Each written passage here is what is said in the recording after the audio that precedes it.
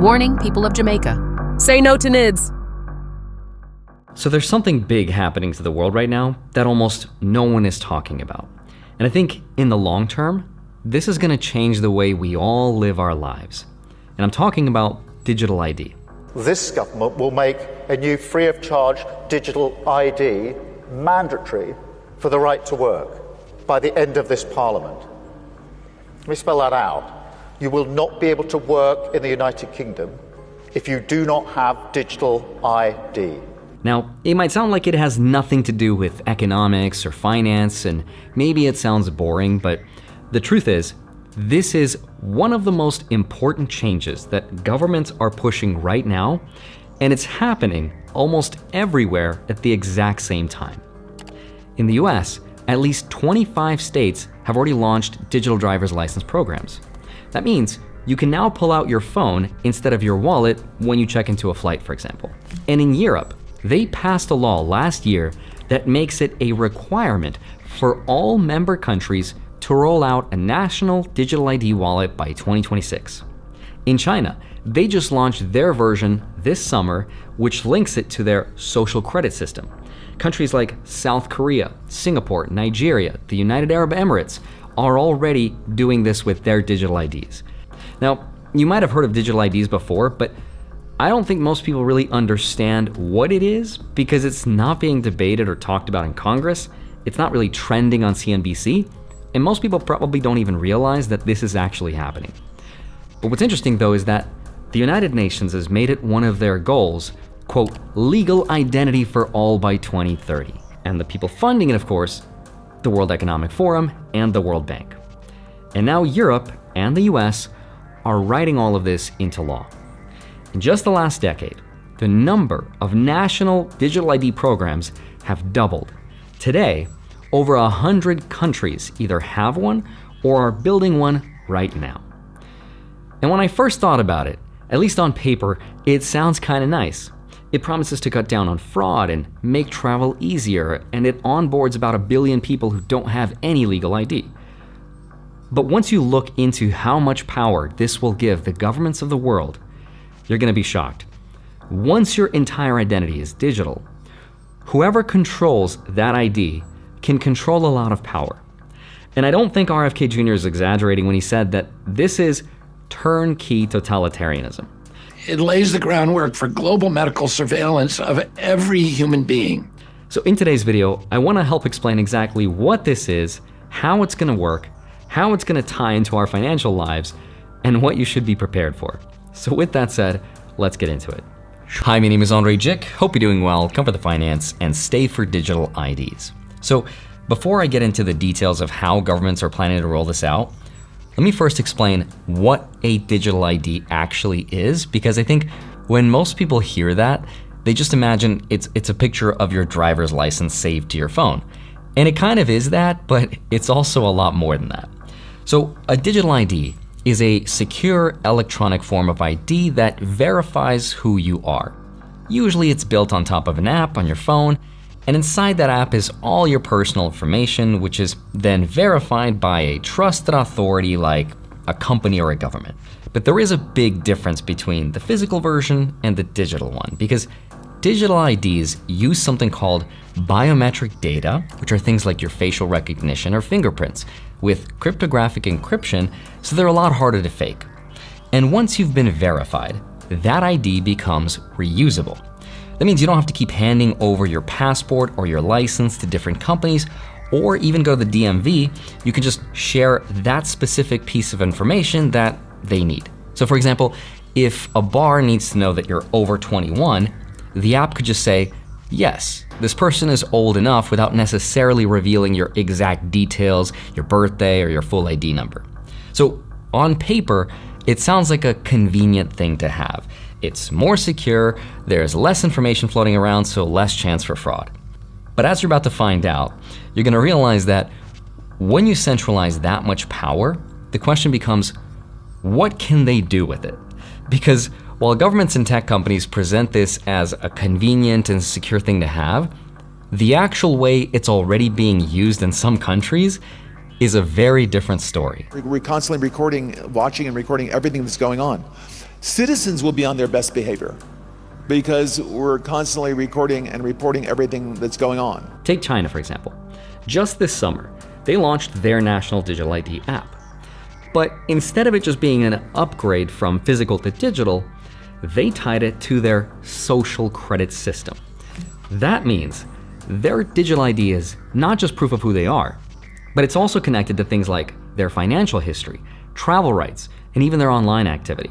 So what that means is, if the government doesn't like what they're doing, or doesn't like what they're saying online, or maybe what they're buying, they could restrict your ability to travel, to buy those things, or to access certain social services.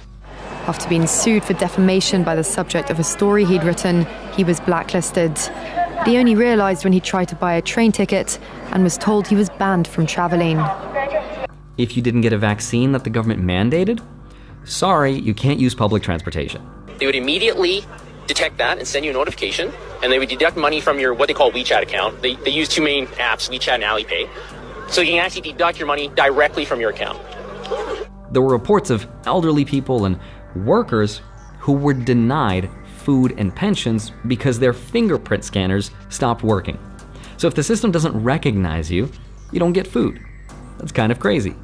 And I have to pass facial recognition identity verification, which is insane, because all I want to do is just spend my gift card balance on this debit card. These are real-world examples of how powerful and dangerous this can be when your whole identity is digital. And this is just scratching the surface. Before I tell you how these systems can really be abused, what I found really interesting is just how fast they're putting these systems into place. Once you start to really think about it, the same features that makes it all convenient are also the same features that will be abused for power. And here's exactly why we should be extremely concerned. Once you centralize identity into one system, yes, you do make it easier for people to prove who they are, but you also make it easier for governments and corporations and special interests to track and control people. We've already seen governments weaponize financial access against their own citizens, and you're going to see this happen in three specific areas: government power, corporate power, and surveillance. So the first example, government power. If you remember in 2022, during the Freedom Convoy protests in Canada, the government used emergency powers and ordered banks to freeze accounts linked to protesters. They targeted regular people who donated money through GoFundMe. And overnight, citizens were locked out of their own savings. There was no trials, there were no court rulings, no one was convicted of any wrongdoing. It was just because they supported the wrong cause. There was also Georgia earlier this year, where Amnesty International reported that the government froze the bank accounts of NGOs and lawyers who were providing legal aid to protesters. And their crime was offering support to people exercising their right to protest. So with the click of a button, the government just silenced people by cutting off access to their money. And under existing anti-money laundering laws, this is super easy to justify because banks are required to freeze or flag accounts that they suspect have unusual activity. But what counts as unusual activity, and who gets to decide that? That could mean transferring money to buy Bitcoin. It could mean donating to a protest movement. It could even mean participating in the boycott of a company that the government wants to protect. None of this has to be proven illegal in court. As long as they have suspicion, that is enough. And that's a very scary thing. Now, the second place you're going to see this power is corporate power. Again, Amazon and Uber and other companies are already experimenting with digital IDs. But once it becomes the standard, it will stop being just identification. It will become what some people call a super cookie, right? Like, think about how a website uses cookies to track your browsing and sell you ads, right? But now apply that across your entire identity. That opens the door to something called dynamic pricing. And that's a shareholder's dream, by the way. Here's how it's gonna work. Think about how airports charge us like $20 for a sandwich or a bottle of water. Why? Because they know you're trapped. You're not going to leave the airport, get an Uber, and eat somewhere else, and then come back through security. You are stuck. That is a very simple form of dynamic pricing. But imagine if that logic gets supercharged by digital IDs. Let's say your ID app shows that you just got off a 10-hour flight, right? The system knows where you've been, it knows your wallet balance, it knows you're hungry, so the algorithm decides, that person is stressed and they will probably pay more. And then boom, your sandwich is $25 instead of $12. But the person next to you might pay less just because that system thinks they're more price sensitive. They can tolerate $15, but not $1 more. Ticketmaster, for example, already uses dynamic pricing, where the same ticket can jump in price minute by minute based purely on demand. Now imagine though, if your digital ID shows you've searched for, Taylor Swift tickets 5 times this week. The algorithm knows you are more likely to pay more, so your price gets pushed higher than someone else's. Airlines already do this. Or think about car insurance. Right now, companies use broad categories, right? But with digital ID, they could see your exact driving history, your Uber ride logs, where you hang out, all based on its ability to digitally track exactly where you are and where you've been. And you don't get to negotiate any of this because the system already knows too much about you. That's the corporate power risk. And then of course there's one more. The third place this power will show up in is surveillance and security. Some digital driver's license apps in the US already have what's called a phone home feature. That means every time you use your ID at a bar, at an airport, or a hotel, it pings a government database. So now, instead of just being a harmless ID, the government now has a time-stamped log of everywhere you go and everything you do in real time. If you add in central bank digital currencies on top of all that, which are already being tested, as well as an API that companies can pay to access, and it's not really that hard to imagine a programmable like money that is tied to your biometrics. That gives the government the ability to program dollars that maybe stop working at certain stores for certain purchases, or even dollars that expire after a certain date. It's all up to their discretion. But it gets worse when you consider data breaches. India's Aadhaar system, for example, which is the biggest digital ID program in the world, has already had multiple leaks. Sensitive information from 1 billion people, including biometrics, was exposed. But here's the problem. Once your fingerprint or your facial scan or your iris is leaked or it's sold, you can't reset it like a password. It doesn't work that way. If the system is trying to protect us from fraud or illegal immigration, then the current system that we have today should be working, but it's not. So an extra layer of this identification is going to do very little to stop it.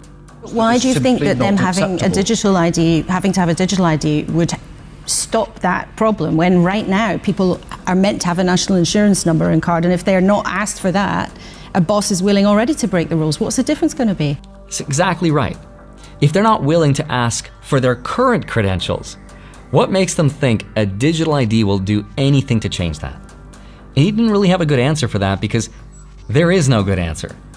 So if we allow this to happen, I think it's going to fundamentally change the balance of power between people, governments, and corporations, and not for the better, unfortunately. But yes, it will be more convenient for people, as long as you don't get out of line or say something someone doesn't like.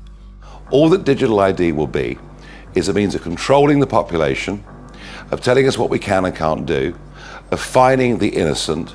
And didn't we see it all when we had the pandemic, when you had to have vaccine ID to travel, to do various things?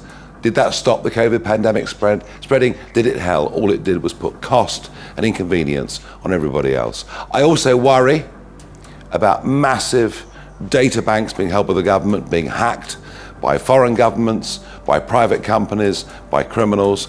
I do not see a single benefit to the government having digital ID other than them controlling what we do, what we spend, and where we go.